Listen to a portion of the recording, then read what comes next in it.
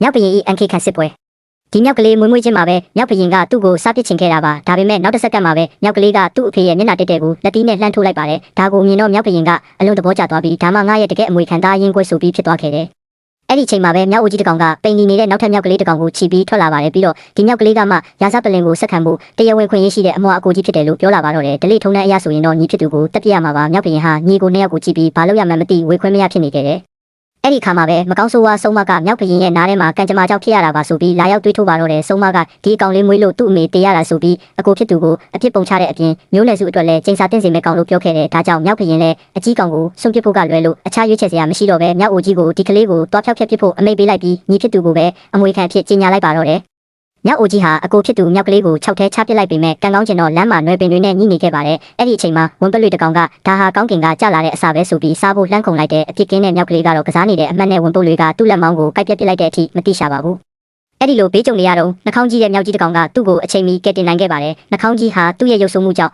အတိုက်ဝန်းရဲ့ဖယ်ကျင်ခြင်းကိုခံရတာဘယ်လိုမျိုးလဲဆိုတာကောင်းကောင်းသိတာကြောင့်မြောက်ကလေးကိုတနာပြီးမွေးစားလိုက်ကအတဝက်လို့နာမည်ပေးလိုက်ပါတယ်အချိန်တွေကုန်လွန်သွားပြီးအတဝက်လည်းအရွယ်ရောက်လာခဲ့တယ်သူ့ရဲ့ညာဘက်လက်မောင်းမတန်ဆွမ်းပေမဲ့သူဟာအလွန်ထက်မြက်တဲ့မြောက်တကောင်ဖြစ်လာခဲ့ပါတယ်တရွက်တွေနဲ့ရက်တောင်လုတ်တက်တယ်လို့ရေထုတ်ဆက်တွေကိုတောင်တီထွင်နိုင်ခဲ့ပါတယ်တနေ့တော့မြို့နယ်စုထဲမှာဘောလုံးပွဲကျင်းပနေတာကိုအတဝက်နဲ့နှာခေါင်းကြီးတို့ကခိုးကြည့်နေခဲ့ကြတယ်သူ့ရဲ့ညီအီယန်ကတော့တမထွားကြိုက်နေပြီးကောင်းကောင်းကစားနိုင်တာကြောင့်အားလုံးရဲ့တခဲနဲ့အားပေးမှုကိုရနေခဲ့တယ်ဒါပေမဲ့ပွဲအတွင်းမှာပဲအဖြစ်ဆိုးတစ်ခုကြုံရပါတော့တယ်နှာခေါင်းကြီးဟာပွဲကိုစိတ်ပါလက်ပါကြည့်နေရင်ဘောလုံးကသူ့နားလွင့်လာတာကြောင့်မနေနိုင်ပဲလှမ်းဖက်မိရကနေဘောလုံးကတွင်းထဲကိုကျသွားခဲ့ပါတယ်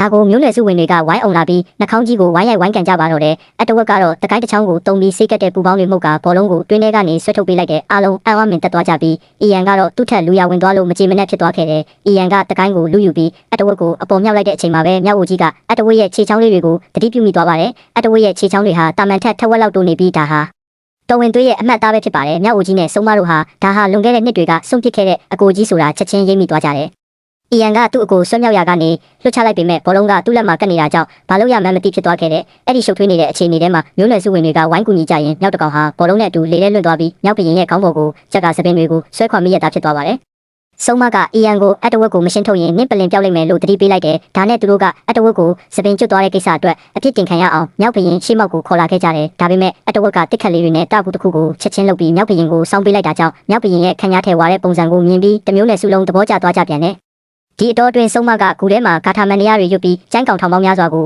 ဆေလွတ်လိုက်ပါတယ်မြောက်ဘရင်ဟာမတော်တဆ6ထဲပြုတ်ကြပြီးတတိလစ်သွားခဲ့တဲ့ဆုံးမကတော့ဒါကိုအခွင့်ကောင်းယူပြီးဘေးအန္တရာယ်တွေတဲဆောင်လာတဲ့သူဟာအတဝက်ပဲဖြစ်တယ်လို့အဖြစ်ပုံချပါတော့တယ်မျိုးနွယ်စုဝင်တွေလည်းဝိုင်းအောင်ဟစ်ကြပြီးအီယန်ကလည်းအခွင့်အရေးကိုလက်မလွတ်ပဲသူ့အကိုအတဝက်ကို6ထဲကိုတွန်းချပစ်လိုက်တယ်ဒါပေမဲ့အတဝက်ကကံကောင်းထောက်မှစွာနဲ့ဒီပြုတ်ကျမှုကနေထပ်မံအသက်ရှင်ကျန်ရစ်ခဲ့ပါတယ်သူနိုးလာပြီးအောက်ကကျဲပြောလာတဲ့မြေပြင်ကြီးကိုကြည့်တဲ့အခါခေါင်းတွေတောင်မူးနောက်သွားခဲ့တယ်ဘာလို့လဲဆိုတော့မြောက်မျိုးနယ်ထဲမှာမြေပြင်ပေါ်ကိုပထမဆုံးခြေချဖူးတဲ့မြောက်ကသူဖြစ်နေလို့ပါပဲ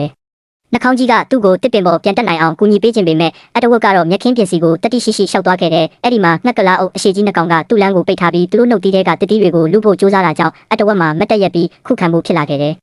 အဲ့ဒီလိုမတ်တက်ရက်လိုက်တဲ့အခါမှာပဲဒီလိုမြင်ကွင်းအစ်စ်ကနေကြည့်ရတဲ့ကဘာကြီးဟာဘလောက်တောင်လှပလဲဆိုတာသူရုတ်တရက်တတိပြုမိသွားပါတယ်ဒါပေမဲ့ကောင်းတဲ့အချိန်ကတော့တိတ်မကြလိုက်ပါဘူး